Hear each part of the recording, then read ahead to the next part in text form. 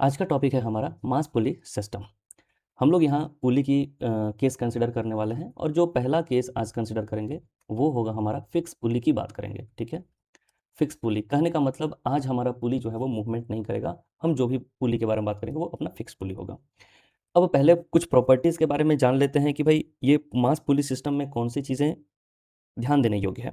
तो सबसे पहला जो चीज़ें है कि यहाँ पर हम जो भी पुली लेंगे वो आइडियल पुली लेंगे। ठीक है, पहले कंडीशन बोल चुका हुआ है कि ये पुली का मूवमेंट नहीं होगा। ठीक है, तो आइडियल पुली जो हम बात करेंगे, आइडियल पुली की कंडीशन सबसे पहली होगी, ideal pulley is considered, ideal pulley is considered massless. यहाँ पर ये जो होगा वो मासलेस पुली होगा। ओके, एंड फ्रिक्शन लेस होगा। ठीक है, फ्रिक्शन लेस होगा यानी किसी भी तरह का कोई फ्रिक्शन काम नहीं करेगा। दूसरा कंडीशन होगा आइडियल, अगर ये आइडियल पुली है तो यहाँ पर स्ट्रिंग की जो भी बात करेंगे वो भी क्या होगा, आइडियल स्ट्रिंग होगा।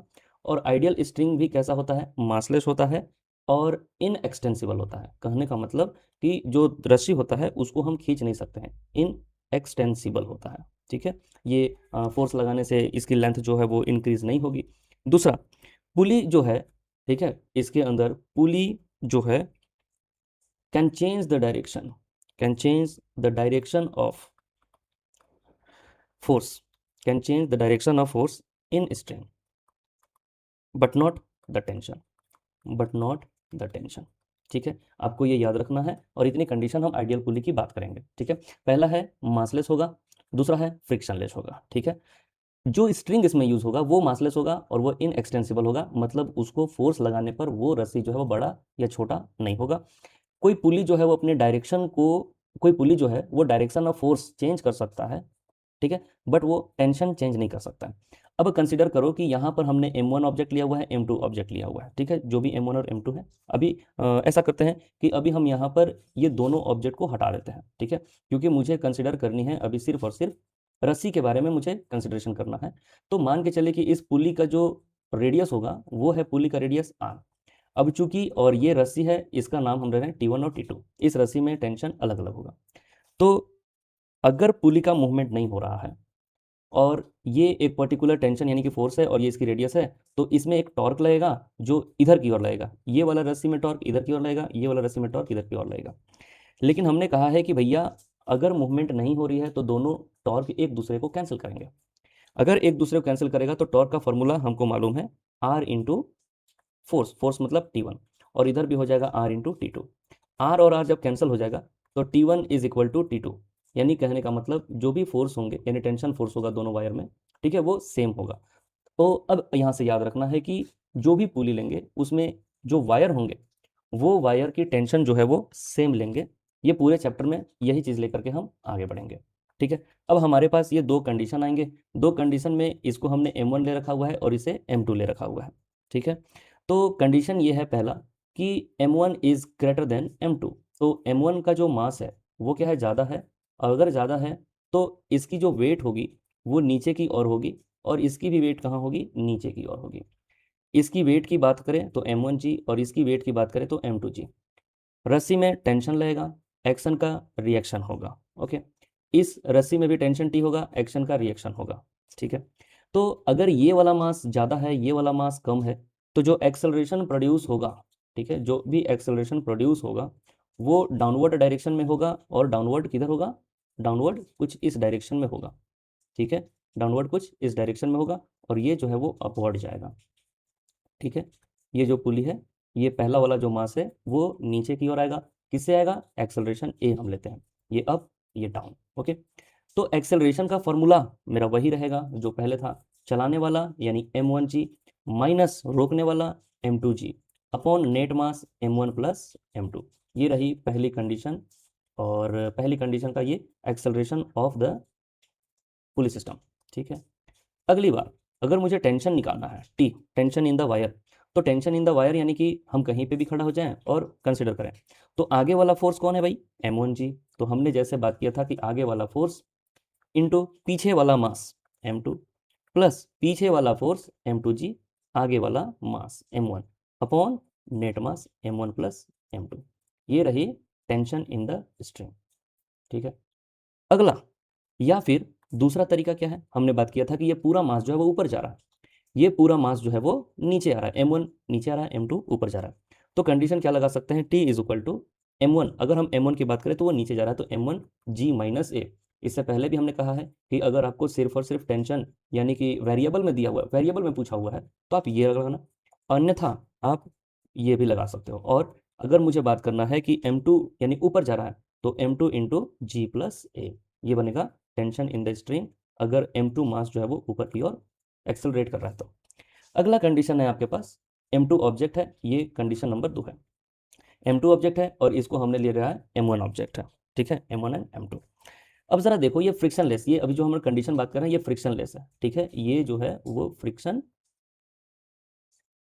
फ्रिक्शनलेस टेबल है। तो फ्रिक्शनलेस टेबल है तो जाहिर सी बात है कि ये जो ऑब्जेक्ट है वो कहाँ आएगा, नीचे की ओर मूवमेंट करेगा, एक्सेलरेट करेगा, ये नीचे की ओर मूव करेगा और ये इधर की ओर मूव करेगा। वैल्यू कितनी होगी, ए। तो हमें क्या करना है, ए निकालना है। अच्छा, इसका जो वेट होगा वो कहाँ आएगा, नीचे की ओर, कितने आएगा, m1 जी के बराबर। तो जो एक्सेलरेशन मुझे चाहिए, एक्सेलरेशन क्या होगा, फिर से वही फॉर्मूला, बड़ा आसानी से आप कैलकुलेट कर सकते हो। चलाने वाला m1 जी। अब मुझे बताइए रोकने वाला कौन होगा यहाँ पर फोर्स, क्योंकि m2 यहाँ पर है, इसका वेट नीचे जाएगा, तो रोकने वाला फोर्स कौन है। कुछ लोग कहेंगे m2 ji weight of m2 object, लेकिन नहीं, यहाँ पर पीछे रोकने वाला कोई फोर्स नहीं है, तो फिर हम रोकने वाला फोर्स को लेंगे 0 और पूरे सिस्टम का मास लेंगे m1 m2 लेंगे। ओके, चलिए ये चीज़ भी कंडीशन फुलफिल होता है। अगले कंडीशन पे आते हैं, तो हमें टेंशन फोर्स निकालना होगा। टेंशन फोर्स निकालने के लिए क्या करना होगा, कंडीशन वही सेम है, आप खुद कर सकते हो। चलाने वाला यानी आगे वाला फोर्स m1 जी, पीछे वाला मास m2, प्लस पीछे वाला फोर्स कौन है, जीरो, कुछ नहीं है, और आगे वाला मास कौन है, m1 upon m1 plus m2। ये कंडीशन हो गया। अब अगर आप चाहो तो m1 जो है वो नीचे की ओर आ रहा है, m1 नीचे की ओर आ रहा है, तो हम इसकी कंडीशन g माइनस ए से भी ले सकते हैं, g माइनस ए से भी ले सकते हैं, उससे भी करके देख लेते हैं। और क्या कर सकते हैं, t equals to m1 g minus a, इसकी भी कंडीशन हम फुलफिल कर सकते हैं। तो दोनों तरीके से काम कर सकते हैं। चलो ये बातें तो हो गई। अब इसके अंदर एक क्लैंप आपको दिख रहा होगा, ये देख रहे हो ना, इसको हम लोग जनरली क्लैंप कहते हैं, जो कील यानी जिससे कि पुली हैंग है, तो ये हो गया हमारा क्लैंप, इसको हम लोग बोलते हैं क्लैंप। अब क्लैंप में अगर फोर्स निकालने के लिए बोल दिया जाए तो क्या करना पड़ेगा हमें, हमें क्लैंप का फोर्स निकालने के लिए, ठीक है, एक टेंशन यहाँ है, यानी कहने का मतलब इस रस्सी में टेंशन टी, इस रस्सी में टेंशन टी, तो दोनों का टेंशन सेम है, यानी दोनों वेक्टर क्वांटिटी है। तो दोनों वेक्टर क्वांटिटी है, तो सेम क्वांटिटी, और इन दोनों के बीच का 90 डिग्री, ये देखो 90 डिग्री है, तो 90 डिग्री की कंडीशन क्या हो जाएगी, यानी कि अगर हम बात करें फंक्शन फोर्स ऑन क्लैंप, तो फोर्स ऑन क्लैंप, इसको हम फोर्स ऑन क्लैंप की अगर हम बात करें तो ये कितनी हो जाएगी, अंडर रूट 2t। ठीक है, अंडर रूट 2t कैसे आएगा वो बता दूं, तो यानी कि जब भी हम रिजल्टेंट फोर्स निकालते हैं तो क्या होता है, अंडर रूट a² यानी t का स्क्वायर, b² यानी t का स्क्वायर, 2ab cos 90 डिग्री, हम कितना है 90 डिग्री, तो ये वाला पूरा का पूरा क्वांटिटी कितना हो गया, जीरो। अब पूरी क्वांटिटी जीरो हो गई, तो जो फोर्स ऑन क्लैंप बनेगा वो कितना बनेगा, t² प्लस t², 2t², ठीक है, 2t², इसकी अंडर रूट करें तो अंडर रूट करेंगे तो कितना आ जाएगा, √2t आएगा। क्लियर है, कोई प्रॉब्लम नहीं है। चलिए, तो ये भी हमारा फोर्स ऑन क्लैंप निकल गया, उम्मीद है समझ में आपको आया होगा। अगला क्वेश्चंस पे आते हैं, और अगला क्वेश्चन, अगला कंडीशन जो है वो कुछ इस तरीके से, आ जाओ भाई, अगला कंडीशन देखते हैं। पहले कंडीशन में m1, इसे हम ले लेते हैं m1 और इसे लेते हैं m2, m1 एंड m2, ठीक है। अब इसके अंदर कंडीशन दिया हुआ रहेगा कि कोई ऑब्जेक्ट जो है वो ऊपर की ओर एक्सेलरेट करता है, तो अज्यूम करते हैं कि अगर m1 बड़ा है तो ये ऊपर की ओर और ये नीचे की ओर एक्सेलरेट कर रहा है, ठीक है। दूसरी चीज़ है कि यहाँ पर हम थीटा ले लेते हैं, एंगल एक डिफाइंड कर देंगे, ये एक्सेलरेशन हो गया, ये भी एक्सेलरेशन हो गया। Now m1 is greater than m2, तो अपना जो m1 ऑब्जेक्ट है वो नीचे आएगा, m2 ऊपर जाएगा। फिर से हमारा जो कंडीशन होगा, एक्सेलरेशन ऑफ द पार्टिकल यानी कि m1 या m2 मुझे निकालना होगा, तो यहाँ पर क्या होगा, चलाने वाला फोर्स कौन है भाई, चलाने वाला फोर्स है m1g, और इसे चलाने वाला फोर्स कौन होगा, m2g साइन थीटा। तो पहले इसे लिख लेते हैं m1g, और यहाँ पर बन जाएगा m2g साइन थीटा, ये इसको चला रहा है। तो चला रहा है तो ये क्या कर रहा है, ये रोकने वाला और ये चलाने वाला, तो हमें हमारे पास दोनों के दोनों फोर्सेस मिल गए, तो m1g minus m2g sine theta, चलाने वाला माइनस रोकने वाला, अपॉन m1 प्लस m2। तो यहाँ से ये भी कंडीशन आती है एक्सेलरेशन की, तो इससे भी हम लोग क्लियर कर सकते हैं ये। चलिए अगला आ गया कि भाई मुझे टेंशन फोर्स चाहिए टी। तो टी कहाँ होगा, इस रस्सी में टेंशन, इस रस्सी में टेंशन टी लगेगा, टी लगेगा। तो टेंशन फोर्स, आगे वाला फोर्स m1g इंटू पीछे वाला मास m2g। और ये भी क्या कर रहा है, वायर में टेंशन बढ़ाना चाहता है, इसलिए क्या बनेगा, m2 बढ़ाना चाहता है तो पीछे वाला force m2g sine theta into आगे वाला मास m1 upon net mass m1 plus m2। ये भी कंडीशन फुलफिल होता है। अगला कंडीशन, या फिर यहाँ से दो कंडीशन पे बात कर सकते हैं, ये भी निकाल सकते हैं कि m1 जो है वो नीचे आ रहा है। तो नीचे के लिए हमने कंडीशन दे रखा हुआ है, नीचे के लिए क्या होगा, नीचे वाला होगा m1g माइनस ए। और टी का क्या हो जाएगा, टी दूसरा अगर ये इसके लिए निकालो कि ये नीचे आ रहा है तो इसके लिए कंडीशन आ जाएगा, इसके लिए कंडीशन होगा m2g sine theta, m2g sine theta. अच्छा एक मिनट, इसके लिए इसके लिए कंडीशन करेंगे m2 ऑब्जेक्ट नीचे आ रहा है और ये बनेगा g sine theta plus a. तो ये दोनों कंडीशन से मुझे टेंशन फोर्स आ सकते हैं, तो जो भी आपको अच्छा लगता है वो आप टेंशन फोर्स यहाँ से कैलकुलेट कर सकते हो। ओके,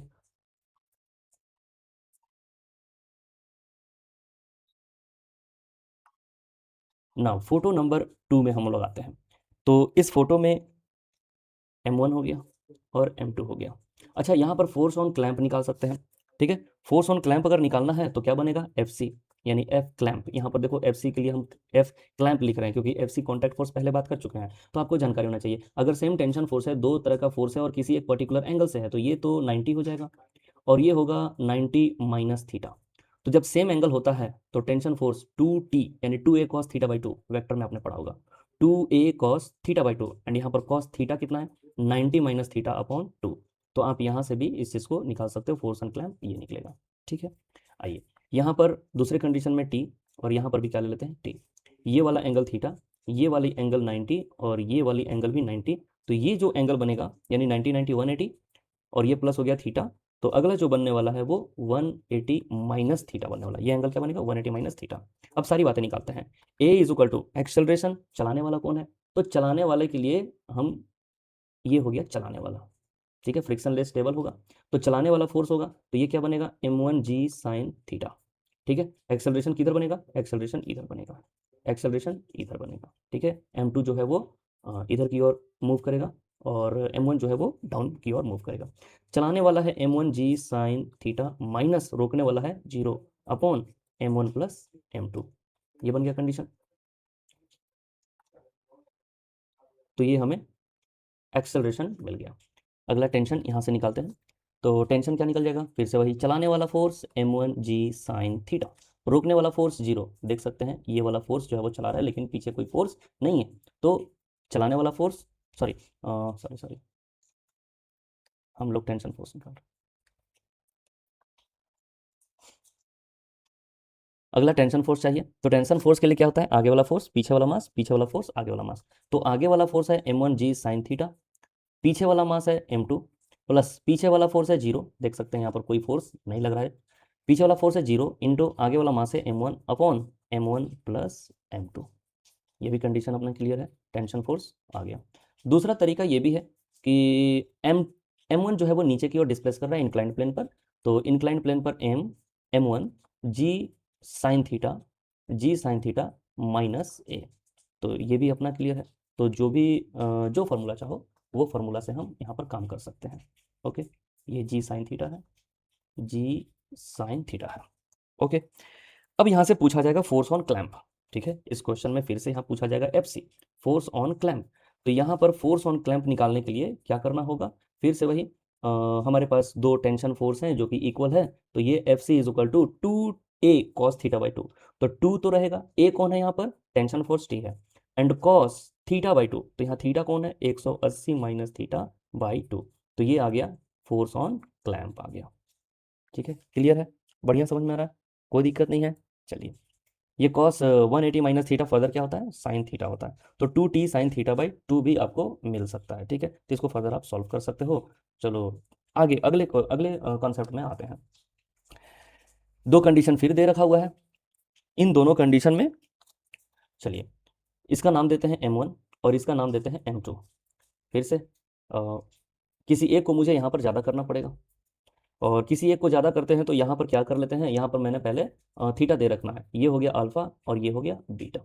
देखो एक इजी क्वेश्चन यहाँ से बनेगा, और फिर फर्दर हम लोग एक्सेलरेशन और टेंशन भी निकालेंगे। ये है टी, एक्शन का रिएक्शन टी है, और ये बनेगा फोर्स ऑन क्लैम्प। तो अगर यहाँ पर एंगल की वैल्यू दे रखी हुई है 30 डिग्री या 45 डिग्री, कुछ भी दे रखा हुआ है, तो सबसे पहले हम क्या निकाल पाएंगे, सबसे पहले निकालेंगे इसको चलाने वाला फोर्स और इसको चलाने वाला फोर्स। अगर एंगल दिया हुआ है तो हम निकाल लेंगे M1 जी साइन अल्फा, और यहाँ निकाल देंगे M2 जी साइन बीटा, निकाल देंगे M2 जी साइन बीटा। अब अल्फा का वैल्यू पुट करके हम ये देख लेंगे कि किसकी वैल्यू ज़्यादा है। इन केस M और M इक्वल दिया हुआ होगा तो, बात समझ में आ रही है? अगर M और M इक्वल है तो थीटा का वैल्यू पुट करके हम पता कर लेंगे कि बॉडी एक्सेलरेट कर रहा है नहीं कर रहा है। तो अभी के लिए हम ले रहे हैं कि M1 g sine alpha is greater than M2 g sine beta, ये कंडीशन ले रहे हैं। तो कंडीशन अगर ऐसी बात कर लेंगे तो बॉडी का एक्सेलरेशन इधर होगा और ये बॉडी का एक्सेलरेशन ऊपर की ओर होगा। ये हो गया एक्सेलरेशन और ये हो गया acceleration. So a is equal to, चलाने वाला कौन है, M1 जी साइन अल्फा, रोकने वाला कौन है, M2 g sine beta upon M1 plus M2। तो ये कंडीशन मिल गया, एक्सेलरेशन की वैल्यू भी आ गई। ठीक है, चलिए अगला बात करते हैं टेंशन फोर्स। टी अगर निकालना होगा तो टी निकालना अब काफ़ी इजी हो चुका है। ठीक है, टी आप दो तरीकों से निकाल सकते हैं, जो भी डाटा दिया रहेगा उसके अकॉर्डिंग आपको बात करनी है। तो M1 जी साइन अल्फा आगे वाला फोर्स, पीछे वाला मास, प्लस पीछे वाला force M2 g sine beta, और आगे वाला मास क्या हो जाएगा M1 upon net mass M1 plus M2। ठीक है, यहाँ प्लस मिलेंगे क्यों, क्योंकि दोनों रस्सी जो है वो टेंशन को बढ़ाना चाहता है, दोनों मास एक दूसरे की तरफ यानी एक दूसरे के अपोजिट की तरफ फोर्स लगा रहे हैं। ठीक है, और क्या हो सकता है, और यहाँ पर दो condition, M1 g sine theta यानी ये नीचे आना चाह रहा है, तो और क्या हो सकता है, t is equal to M1 g sine theta minus a, या फिर M2 g sine beta plus a. तो जो भी हमें जो कुछ भी रिक्वायरमेंट दी हुई है उसके अकॉर्डिंग हम अब काम करेंगे और आंसर जो है वो कम से कम समय में ले आएंगे। ठीक है, क्लियर है? अब आ जाइए दूसरे फेज में। अच्छा, मुझे यहाँ पर फोर्स ऑन क्लैंप अगर निकालना होगा तो सिमिलर प्रोसेस है। ये हो गया अल्फा, ये हो गया बीटा, तो ये होगा 180 minus, sorry 180 minus 180 minus alpha plus beta होगा। ठीक है, 180 माइनस अल्फा प्लस बीटा। तो यहाँ से फोर्स ऑन क्लैंप निकालेंगे FC, यहाँ पर फोर्स ऑन क्लैंप है। ठीक है, तो फिर से 2T कॉस थीटा बाई 2, तो यहाँ हो जाएगा कॉस थीटा कितना है 180 minus alpha plus beta upon 2, और ये क्या देगा, ये देगा 2T cos theta cos 180 minus theta, cos 180 minus theta क्या करिए मिलेगा, साइन अल्फा प्लस यानी कि साइन थीटा बाई 2 मिलेगा। तो दोनों में से जो भी रिक्वायरमेंट है जैसे भी हमें ज़रूरत पड़ेगी वैसा हम कैलकुलेट कर लेंगे।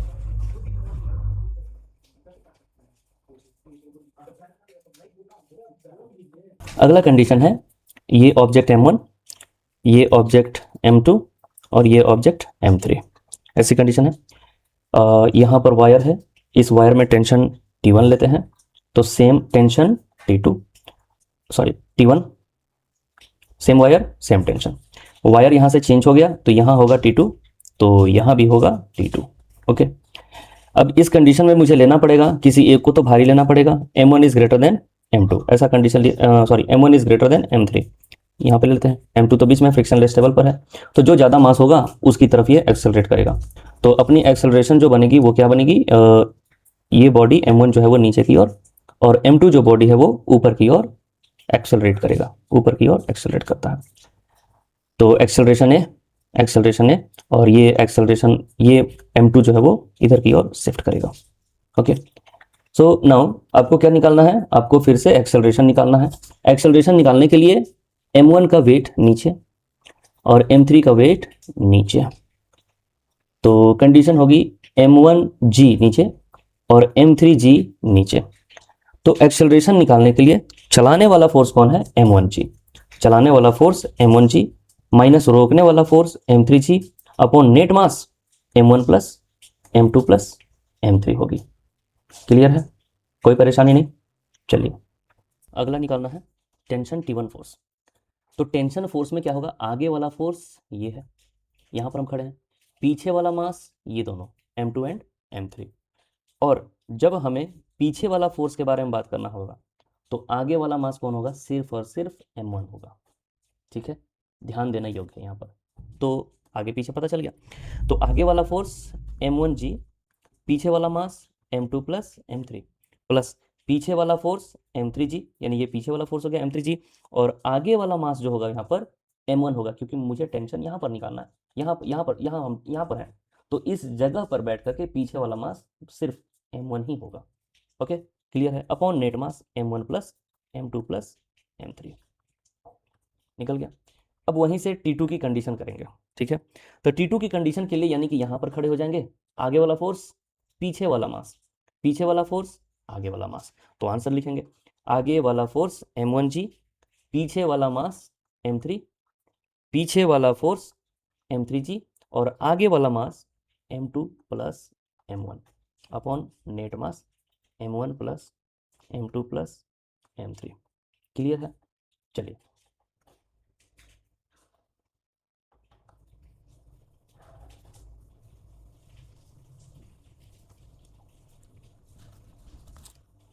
अगले क्वेश्चन में हम लोग बढ़ते हैं।